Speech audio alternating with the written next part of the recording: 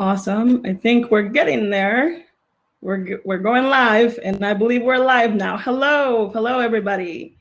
If you can see us, drop some smiley faces on the event chat, please. It's so great to be here. I think I'm going to see. There we go. Hi. I think there might be a little delay, but hi everybody. I'm so excited to welcome you all to an evening with Amazon Advertising, Amazon Music, and IMDb TV. By the way of introduction, I'm Cecilia Fisher Benitez. I'm a new program manager at Latinas in Tech. I was born and raised in Michoacan, Mexico, so viva Mexico, and I am currently based in Chicago. My pronouns are she and her, and I am also a proud member of the LGBT community, so family. I would love to hear where everybody's tuning in from. So if you could also put your city or drop your city in the event chat, that'd be great. Before we begin, I just want to say a quick thank you to Amazon, our amazing partner, and the talented folks that helped us put this event together. Thank you all for your work, and thank you all for being here and tuning in and connecting us with us from your home. So if this is your first time at Latinas in Tech, welcome. You're in great company and in for an awesome opportunity to connect with a lot of people here and all other Latinas and definitely grow your career. So at Latinas in Tech, it is our mission to ensure that Latinas are not only well represented in tech, but that we are also thriving and climbing that career, that ladder, right? So we do this by building programs and events focused in professional development, recruitment, and mentorship. And we're just about 2 minutes away from starting this awesome panel discussion. So before we get on that, I'm going to go over some housekeeping items here so that we all feel good about the platform. It's pretty new, and including for me too. So on the left-hand side, you'll see the navigation menu, and that will be able to take you to different places. The reception, the main stage, where we're at right now, and some sessions. So you'll see a little red now label for those when the rooms are open and live. So as you can see right now, it's the stage. And you'll be able to communicate with each other, so you can use the event chat for that. And if you have any questions, feel free to drop them there too. As I said, this platform is pretty new to most of us. So if you have any trouble, you can send me a direct message, or you can just send it to the Latinas in Tech account, and we'll be around to help you out. Okay, with that said, who's ready to get started? I am going to pass the mic to our great moderator for the night, Tabitha Williams. Hi, thanks, Cecilia. My name's Tabitha Williams. I work in ads tech recruiting at Amazon, and I'm really happy and excited to be here. And I'm in New York, and I'm going to ask if everyone on our panel could just introduce themselves. And since we are sort of all over the country, just share where they're at as well. I'll go in a circle. Why don't we start with you, Rocio? Hi, everybody. Very excited to be here. So my name is Rocío. I am actually from Spain, but I live in New Jersey. Go Jersey.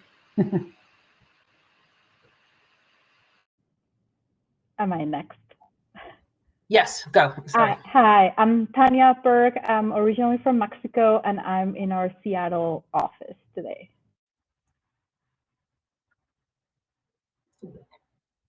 Jane, you're on mute. Thank you. Hi, I'm Jane, and I am originally from India, and I am based out of our Seattle office. Okay, so I'll kind of keep that order for a bit. And the one thing that I always find interesting, and I don't know about you, I listen to a lot of podcasts, and I love the ones that start off with, tell me a little bit about yourself, and kind of that high level story of how you got to where you are today. So if everyone on our panel could just take a minute or two and just tell us a little bit about yourself. We're all coming from different lines, different divisions within Amazon. And I think it would help really just ground our attendees in your background and your history. I start, right? Sorry. Yes. Okay, sorry. So I'm currently the global head of Latin music here at Amazon. Very exciting. I actually joined only 12 months, 12, 14. I'm confused. I guess this last year is a little confusing. 14 months, I think, before the pandemic, basically, a month before or two the pandemic hit. Previously, I was at Warner Music as A&R, and before that, I spent 8 years at Spotify. So another big tech company, music as well. And, I actually from a very, very tiny town in the middle of nowhere in Spain. So it's been a very interesting, journey. I moved around countries. I lived in England. I lived in Brazil. I lived in Sweden. I ended up in New York. It's been amazing. Now it's amazing now to look back where I come from. They have my picture in my high school, so I'm proud. Obviously, a lot of hard work, but yeah, music and tech have been my passions since the very beginning. So I cannot be in a better place right now, to be honest, and be able to join those two again. So yeah, nice to meet you, everyone. Yeah, I am almost 5 years here at Amazon. Currently, I'm a pro at IMDb TV.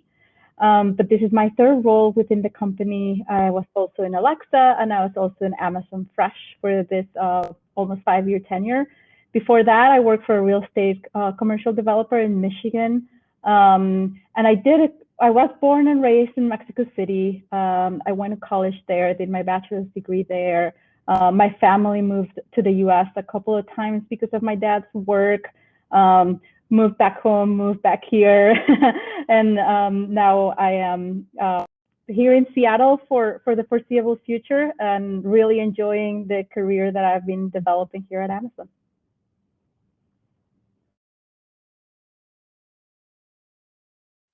Jane, you're up.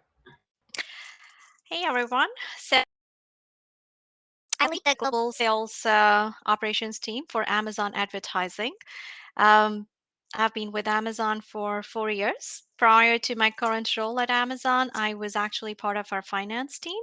It's been a pretty exciting journey. Kind of have moved around from retail to AWS, and now with our advertising business.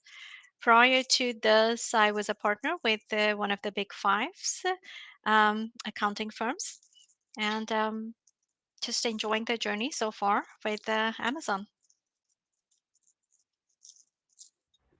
Thank you. I remember 5 was big 8, which means I'm old. So everyone comes from like different backgrounds, different experiences. I'm curious. Tell me a little bit about.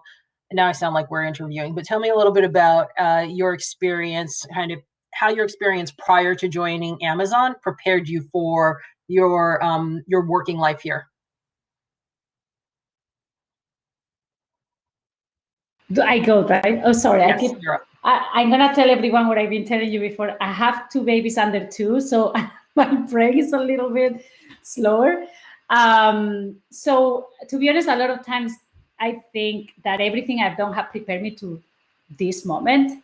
I'm a person that I thrive in organized structures and companies, and Amazon have brought me, that ability to be able to write, to be able to think plans through, and everything since I went to college, since I joined Spotify, since I was at the music label, I think they have really prepared me to be here. But I feel for the first time, this is the place I know I can thrive for many, many, many years to come, because now I can grow my career here as well. There is like the ceiling is so high. So I feel like I've been basically preparing for this moment my whole life. I don't know if that answers your question. Does that answer your question? Okay, good. Tanya. Yeah, different story, but similar. My bachelor's degree was in architecture, and I'm doing nothing that has to do with architecture nowadays. My love for the art didn't really transfer my talent for the art, but I was raised by a very type A planning Latino mom that made sure we were always early, made sure we were always thinking ahead of what was coming next.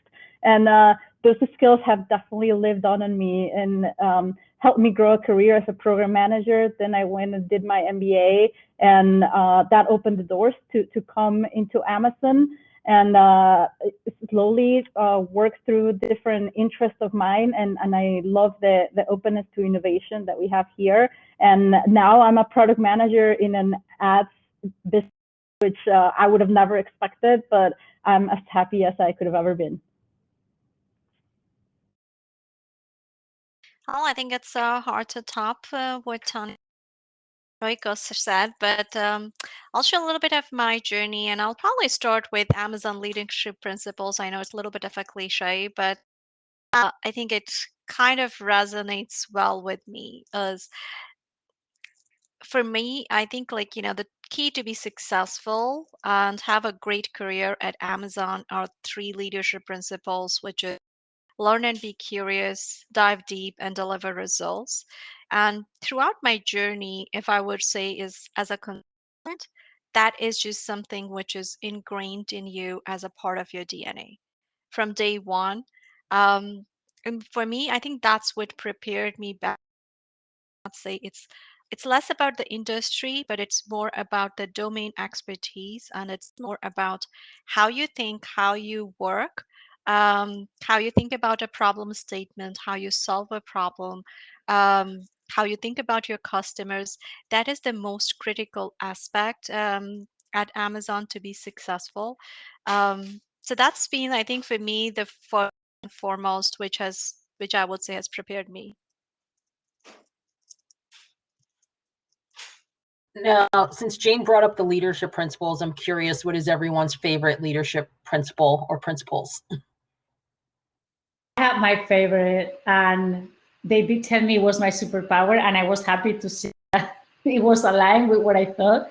So I think a little bit too big sometimes, but I actually like that is probably one of my favorites. And I always tell my team to continue to think big.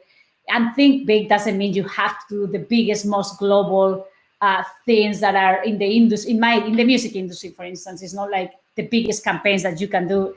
It's about thinking ahead. It's about innovating. It's about not putting yourself any obstacles. And to be honest, my whole life since I was little, and as I said before, I moved to Brazil, I moved to London, I moved just because I wanted to learn and experience. And it's that thinking big that brought me to each next step of my life.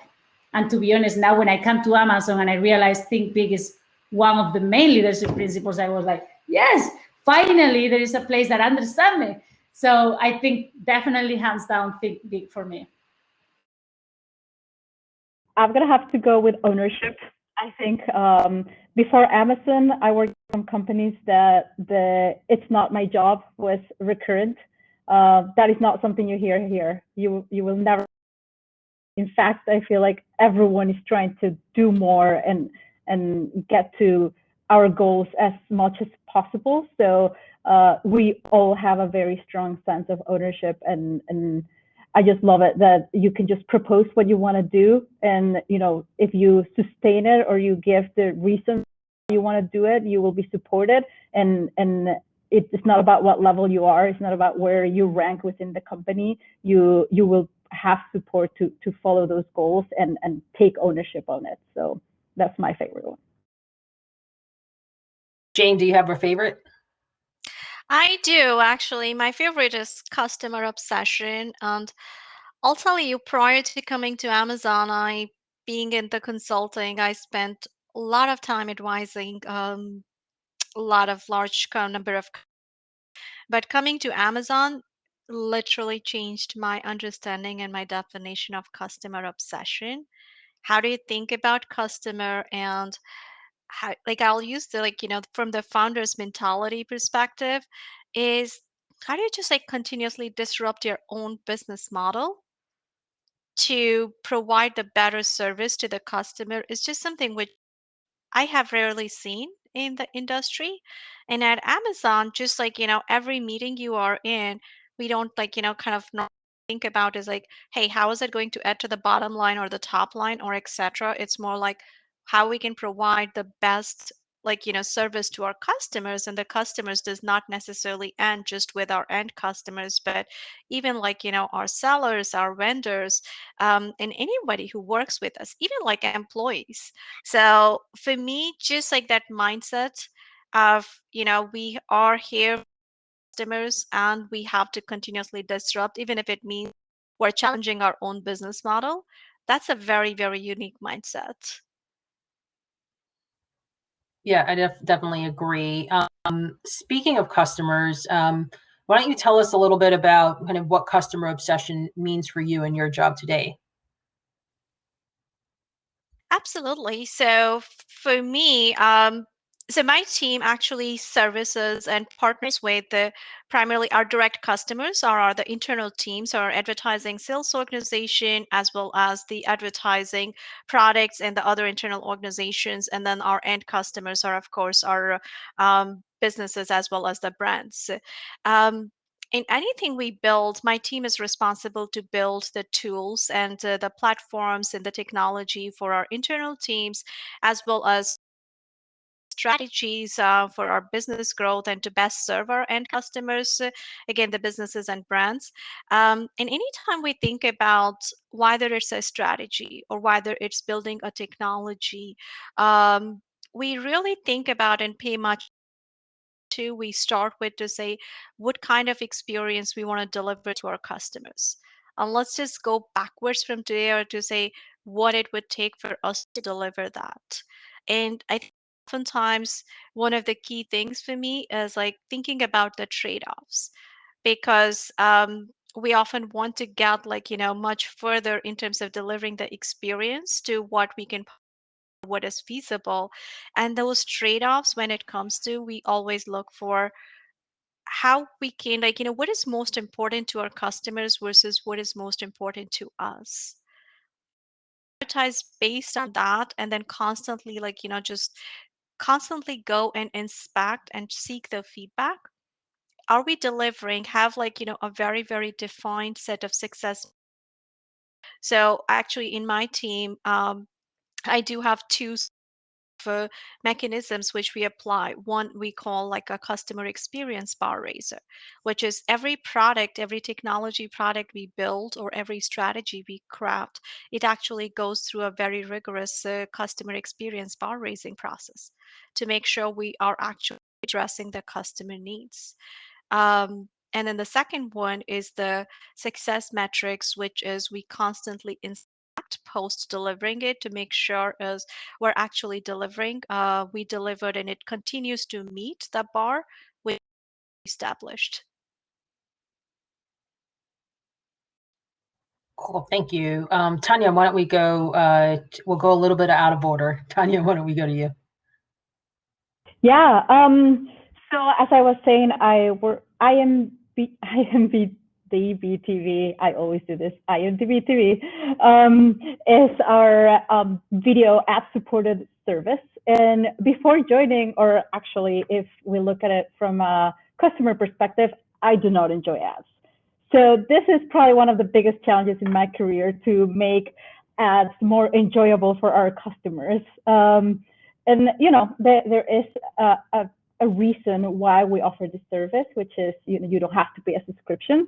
So kind of the cost for that is you get some ads. But my job and my team's job as the ads product team is how can we balance the need to generate the revenue so that the business can continue to grow and we can continue to offer amazing content, but also care about that customer experience. And some of the things that we're working on is how can we reward our customers with limited commercial interruptions? How can we make our ads not as invasive and more enjoyable? Can they be more fun? Can they be more discreet? Can they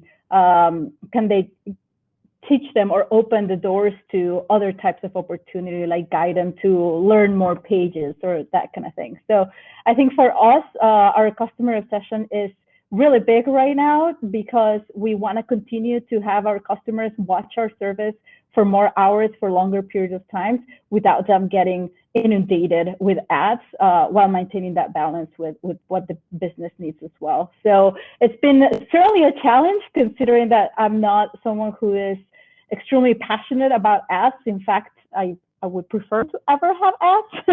So I think I'm at the right place because I'm trying to find that solution for our customers. So I always think of myself in a way, like what would a customer that does not like to see ads would be okay with as we bring up new opportunities and new products that we're going to put out to market. So in my case, our customers are very simple, Latin music fans, right? So when I first came in, was not doing, no, I'm not going to say not great, but not a big job for Latin music customers. So I had a big challenge. I moved from Spotify, where we built a Latin music empire, basically, and I came to a company which historically has been a lot bigger in genres like country music and pop, maybe. So Latin customers were absolutely underserved. So when I first came in, literally the first strategy doc I had to write at Amazon was about how to address these customers. And we decided to launch Amazon Music Latin last September. It was a great project. It took a lot of blood and sweat and tears. We made it happen. It was all about how can we not only talk to these customers, but how can we also talk to them in a genuine way so they know that we know who they are. So we actually came out with a tagline, La música que nos conecta, which is basically about showing not only Latin music fans, but also people who maybe don't understand that Latin music is not one genre, but instead is obviously like all Hispanics. We are not just one. We are many different people with many different genres. And it seems obvious for us, but it's not obvious for people who are not part of our world. So it took a lot of first my customers were my internal teams, let's put it that way. I had to internally educate the rest of the organization, A, the importance of Latin music and Latin customers, and B, make them understand what does Latin music mean exactly. So with that said, that's why we launched this sub-brand, Amazon Music Latin, La música que nos conecta, which is all about celebrating all of the genres and all of basically the cultures and the different nationalities around the world that are Latinos, and just give an outlet to people to connect and reconnect with the culture. So I think obviously for us customer, it's our, we have to be obsessed with our customers because I'm very close to the end customer, which is on one hand, as I said, the music fans, and on the other hand, the artists themselves. So artists are our customers. We need to work very close with the music labels, with the J Balvins of the world, etc. We have to make them understand that we're here to support them and promote their music. So this is the double side marketplace in a music company. You have the end customer, which is the music fan, and also the industry. So that's where we are right now, and we keep doubling down our efforts to continue growing so we can kill Spotify. Well, we had a question that came in for you, Rocio. So I'll just ask you it now. What do you envision for the integration of Amazon Music and the future of live events, particularly in Latin America?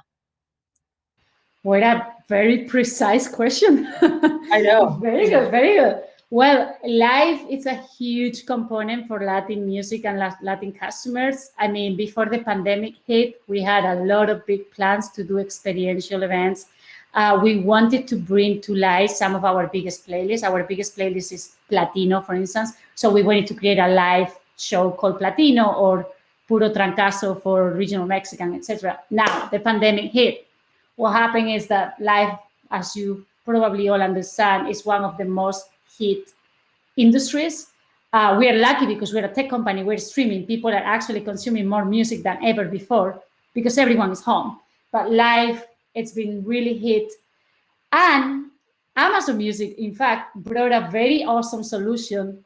It's not a solution, but at least it was an alternative for these hard times. And that was a combination with Twitch. I'm sure you guys are familiar with Twitch. but we have been using Twitch as a platform to do live streaming concerts.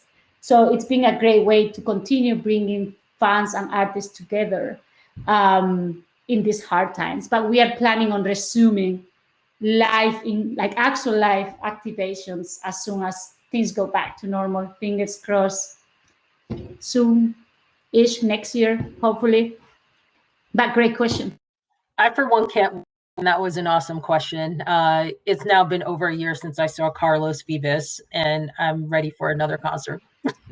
He's a good friend, actually. Name drop. I didn't mean to name drop, but he is nice. No, he's awesome. I've met him after one of his concerts randomly at Bubby's in New York at 2 a.m. He's super nice. Going to get food. Very nice. Yeah. Actually, there's another very specific question. I'll stick with you just for one more and move over.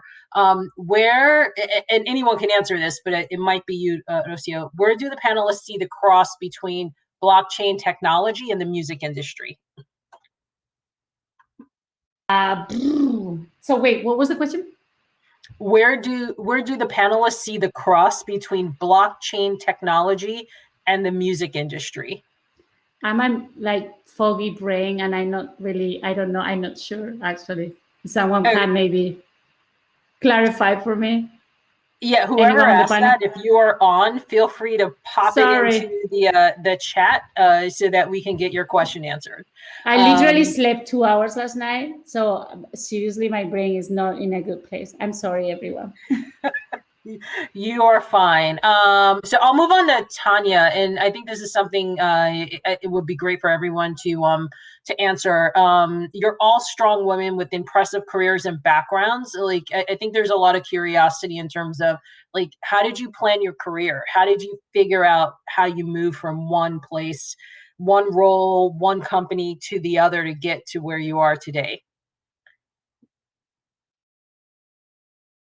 That's a good question. I guess just given gave earlier on myself, clearly this is not going as planned. You know, I would have expected myself to be winning a Pritzker Prize by the time I was 35. Pritzker is the top prize in architecture. That's not at all going to happen. I think you have to be. I guess I would attribute a little bit more of thinking day one. And taking the opportunities that are being put in front of you at the moment, and slowly working towards the new goals that you start setting towards yourself. So I think once I think after I graduated with my bachelor's degree in architecture, I worked for a couple of companies as a designer, and slowly I figured out what my strengths and my skill sets really were, which I enjoyed really putting those to work, and started like finding different paths and looking at companies that value those skill sets that were interesting to me. So one of those at the time, many years ago now, was at Walmart in Mexico. They were expanding business significantly. So I joined their team as part of their architecture team that was you know, doing the rollout of the stores. And I was a program manager with them, and it really kicked off the career for myself in that path where I realized that this was where my interest and my very well. And just slowly went through different companies, different roles that really showed me what I was successful with and what other muscles I wanted to flex.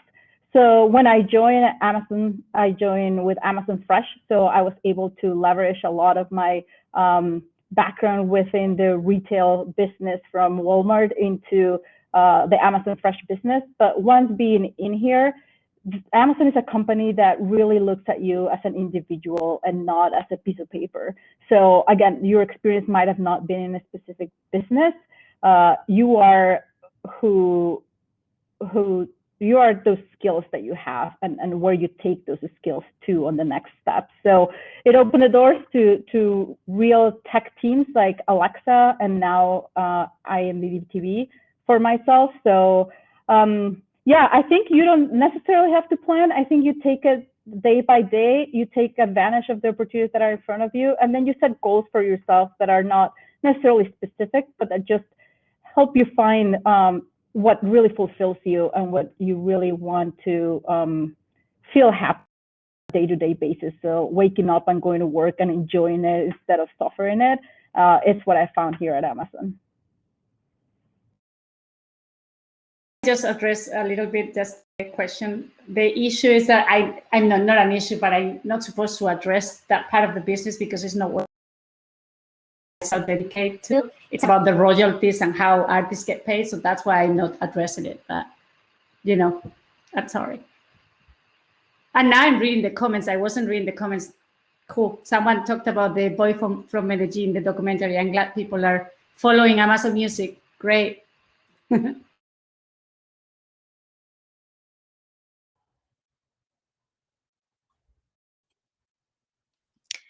Yeah, I think my story is a little bit different, Tanya. I would say just starting in consulting, day one in consulting, they kind of creates a very structured career path for you. They kind of put here and here a letter to get to your North Star. So it was just very, very structured for the initial years of my journey. Probably for the first 4 or 5 years of my journey. But along my 4 or 5 years, I met somebody who was my mentor at that point, and he shared with me something which always resonated with me, which I'll share with the audience here is kind of create your North Star goal for yourself. Don't let somebody else define it for you, like where you want to be and why, why. Create it for yourself and then sort of figure out what skills you would need to get there. Do not worry about the time, like how long will it take for you to get there, what skills you would need, what domain expertise you would need to get there, and then logically plan to kind of get those skill sets. And sometimes that might mean taking a step back in your career. The required skills, but in the long run, it will always benefit. And that was just such an interesting, interesting sort of feedback as well as just like a learning lesson for me to go. And I kind of followed that. So halfway into my career in consulting, I actually left my consulting world to start a company. I did that for 2 years. 2 years later, I sold it and came back to consulting. But in those 2 years, starting everything from scratch, I learned so much.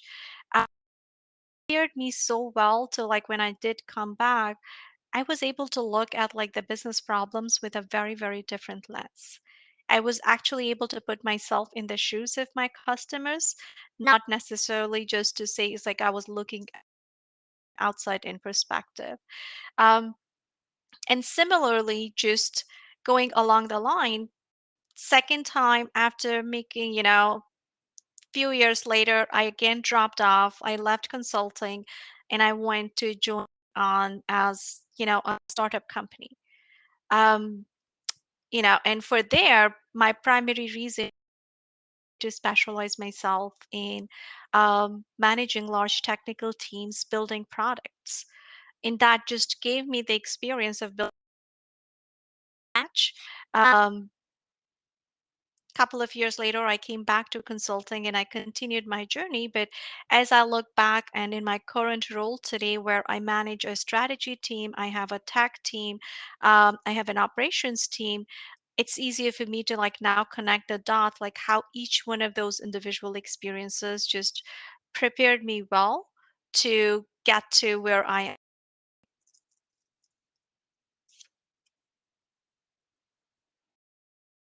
Thank you. You mentioned mentors, and none of us have kind of come this far in our career without having, I think, the help and the advisement and consultation of mentors and sponsors. So, and this is open to anyone who wants to answer it. I always think it's big to really understand the difference between a mentor and sponsor, just because people of color tend to be over mentored, under sponsored. and the sponsors are the people who are in the room who are talking about you when you're not there that can help move your career along. So I'd love to hear how you've utilized mentors versus sponsors in your careers.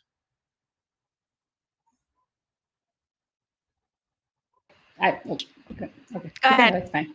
No, it's fine. I mean, I was gonna say I personally never had a sponsor. I'm lucky to say that I had a lot of mentors. I guess, people that in the industry gave me advice on how to navigate it. I wish I had more female mentors in the music industry, in particular the Latin music industry. Unfortunately, it's not.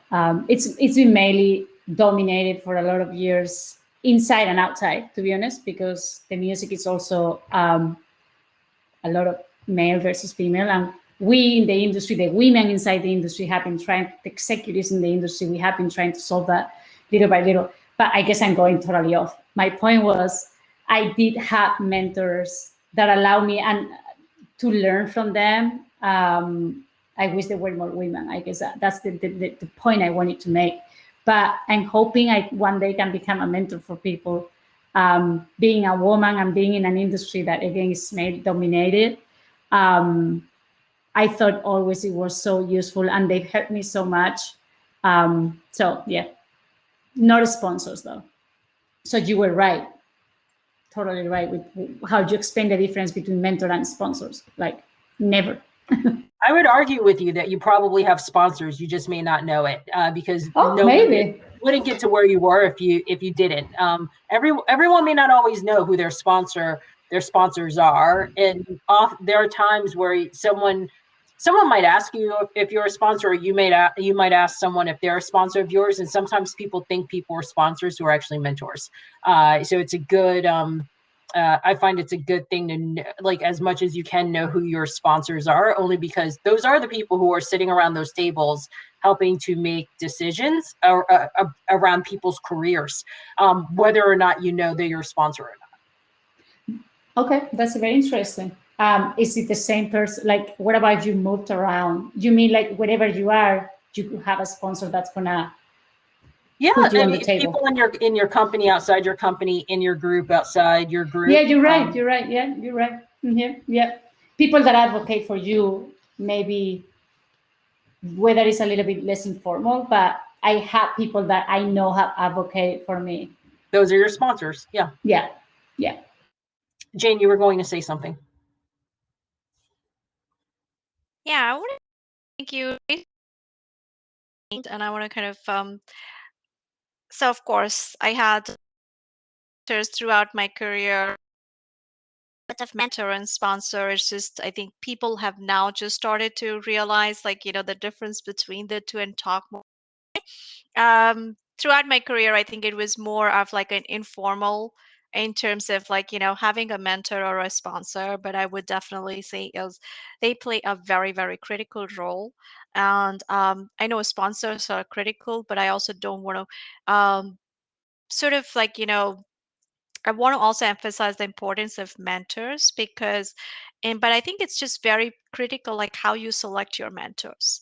Select your mentors in the area which is your area of weakness, so that your mentor could actually help improve your blind, like, your areas for improvement. Um, your point is absolutely right, as you can always find, like, the people advising you, but it's always, I think, those individuals as the mentors. For me, mentor is just somebody I reach out to help me improve and help me grow myself. And those are super critical, like throughout my career. Coming from India, it's a very, very different culture compared to US. And I had a mentor who helped me assimilate into the US culture, into corporate America, to navigate corporate America, um, to work more effectively. How to balance between just being, like, getting my head down and focusing on work, versus also going out and advocating for myself. and making sure I do have the required level of visibility. So I think those are the right balances and the key questions. So it's very important, I think, to have a mentor. And of course, sponsors are critical as well. Jump in here. Yep, go for It it. makes sense. Great. Yeah, just I've had a very different experience from Lucio. I actually only have women mentors, which has been amazing for me. And maybe it's the type of business and the industry that we're in. So I do think Amazon is a great place to find a mentor that that matches your style, or that if you don't have one, there are resources. I think you can just go inside Amazon and click in there, and they can help you find one. Another option of what has worked very well for me, I've asked my managers for mentors. Your manager might have a much wider, you know, work environment, or just know more people that they might be able to suggest someone who could be a mentor for you. And they don't necessarily have to be in the same org as you are. Sometimes getting the outside vision into some of the that you might need some help with is super helpful. On the sponsor side of things, I think, Tabitha, you're completely correct. Sometimes we know who the sponsors are, but I think it is important to find them and identify them. Just for this last role, I was referred to by 3 different people in 3 different teams, and I still don't know who they were. So thanks for the reminder. I need to find out who those were. So yeah, all your relationships here at Amazon can become something, and some of them might become your mentors or your sponsors. So yeah, that's it. Great. I was just looking at the Q&A section, and we have a couple of questions there. So the first one, regarding disruption within Amazon, how do you handle the uncertainty of your role or team existing in the future when a new product or service upends things? And I'll open that up to whoever wants to answer that. These are great questions, by the way.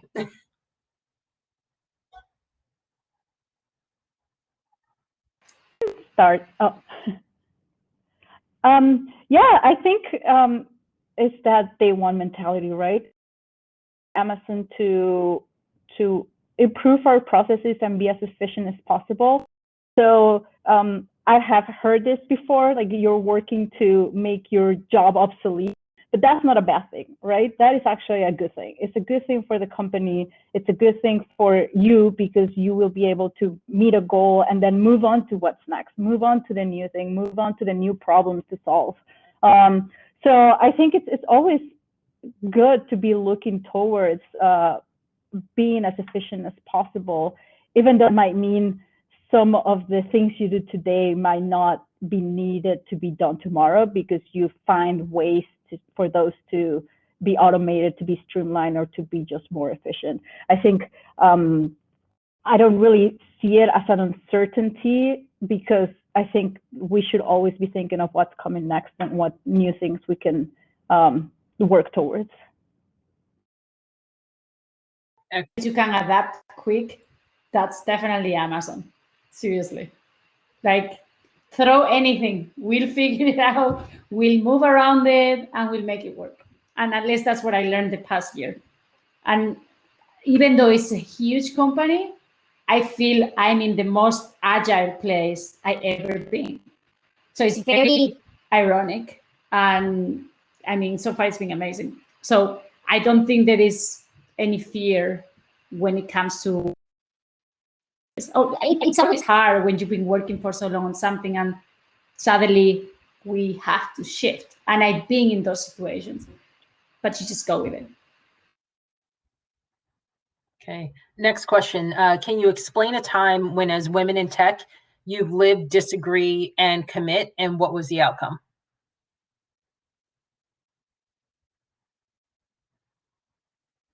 Whoever wants it. I would say, I think that's just, I think, the nature of the business. It's not necessarily, because one of the great things I really like about Amazon culture is, um, anytime you are making a decision or while we're building a new platform or um, we always come to the table and discuss what is the right solution. And oftentimes you'll find out, like, there is a little bit of a disagreement between you and your peers. Just recently, I had a disagreement with one of my peers where we were debating, should we build a new platform or should we kind of expand to the new features on an existing platform? And after a long debate, we kind of went through the whole business case in terms of pros and cons in the short term as well as the long term, and finally decided that, okay, you know what, we'll go and we'll build on some of the features on the existing platform, and then we'll build the others on the new platform. So I think that's a classic case of where in some ways I disagreed and commit, in some ways my peer disagreed and committed for the best benefit to make sure we're building the scalable technology. But I would say, I think if I look back at my time within Amazon, um, this is just something which probably happens on a weekly basis. In like every meeting, somebody is disagreeing and committing. Absolutely. The questions are coming in. So what lessons is Amazon what lessons are you taking away from this past year?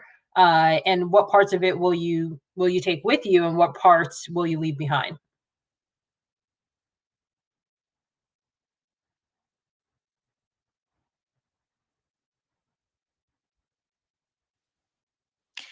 I can go.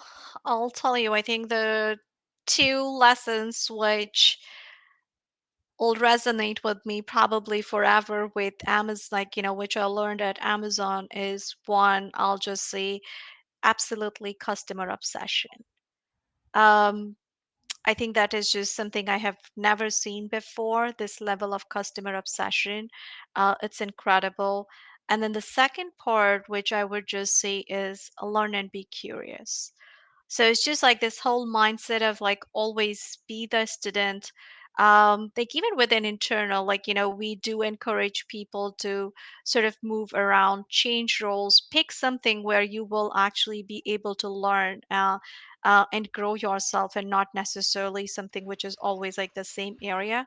Um, so I think in my 4 years at Amazon, I always say I've never been in a meeting where I did not walk out saying, oh, I did not learn something new. So those two, which I would say would always stay with me. Great. How do you keep yourself from getting overwhelmed or being invisible at a company as big as Amazon? I was going You to can say do it. keep writing, and presenting your strategies. If you write good strategies and put a lot of data behind and bring amazing, incredible arguments, you're not going to be invisible. You just have to keep showing your strategy and keep working on it. And it doesn't have to be your own document, because I know not everyone gets to write a document at Amazon, but it's being part of those strategies and being, just there. Get to connect with as many people as possible. Can I add to that? Yeah, go for it. I say use your voice. Like, you might think that your idea is silly or that your idea has been thought of before. Just say it. Say it to someone. You don't need to say it in front of a large meeting. Just talk it through with a partner, with your manager, and you might get some incredible feedback there, and that might actually become the next product. Okay. What are some of the top soft skills and hard skills that you need to succeed at a place like Amazon?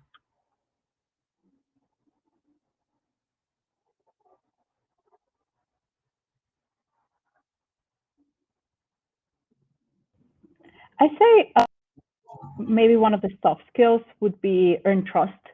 We work with many teams with many different points of view, and many times with very conflicting goals. So I think personally, being able to earn trust across the different teams that I work with has has been extremely helpful to grow my career at Amazon. I would say to think big and writing. So I know, Rocio, you brought up writing. So I think it's just extremely critical to be able to think big and write your ideas. Um, Amazon, to Amazon culture. I never had to write a document in other companies. And when I first came in, I'm like, wait, I had to write a 6-pager plus 20 appendix. And I did after 3-4 months. And it's the best thing that you can do. I understand now why. It allows you to think, to find all the gaps in your strategy, to find those like flaws and the hits, So it's pretty unbelievable how smart the writing culture is. Okay, I think to wind up, it would be great just to hear from each of you. Just what are the things that you do to ground yourself? We work hard, but everyone has lives. Like, how do you stay grounded and balanced, especially in the middle of a hopefully ending pandemic? Not. I'm doing something wrong. Because I also had the best idea of having a second baby with a 12-month-old at home. So during a pandemic, so I probably need to do something like yoga or meditation. It does, when I do, it helps. So, but also music, obviously for me, it's escape. I play violin, and I guess, it's my work, but it's also my passion. So music always allows me to decompress. Is that the right word? I hope it is. But it does, music.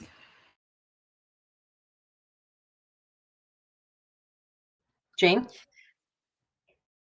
I think it's meditation and painting. So meditation is just like a nice way. I try to start my day and end my day with meditation, even if it is like a short period of time. And my weekends are for paintings. I run, and I have a 1-year-old toddler, so I run after him a lot.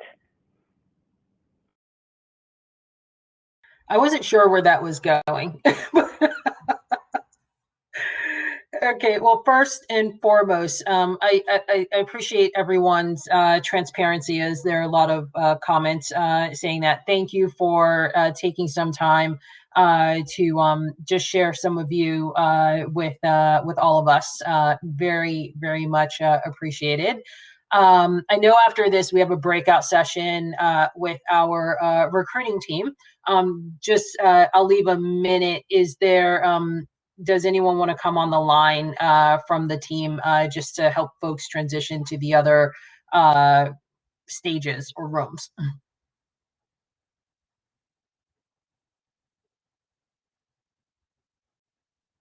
Uh-oh. I'm trying to come in. Hey there. Oh, there I am. Okay. I'm like, why is my internet not letting me come in? Hi. Well, I just wanted to say thank you so much for sharing all of that insight. It was great. The chat was definitely exploding, and I was very excited to contribute to my favorite playlist on Amazon Music. So but yeah, so now we can go ahead and transition into the recruiting sessions. The recruiters, there should be Amazon recruiters at both of them, the non-technical and technical sessions. So we invite you to go and go in and connect with them, and hopefully we'll be seeing you there. And thank you again to all the panelists and Tabitha for moderating. You did great. You guys are amazing. So with that, I will let everybody go on over to the sessions, and have a great night. Thank you. Thanks. Everybody. Bye. Gracias. Bye. Bye.